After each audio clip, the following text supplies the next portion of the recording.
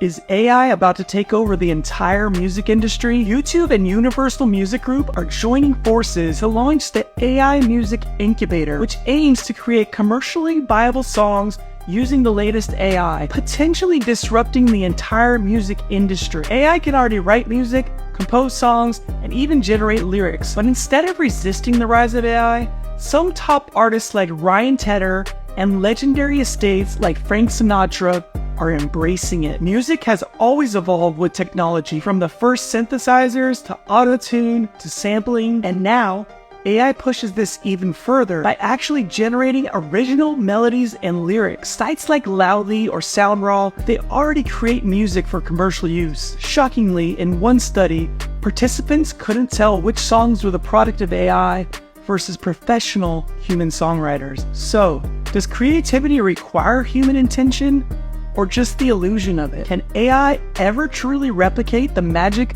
of the Beatles or Taylor Swift? Let me know what you think. And don't forget, if you love AI, I'm the guy.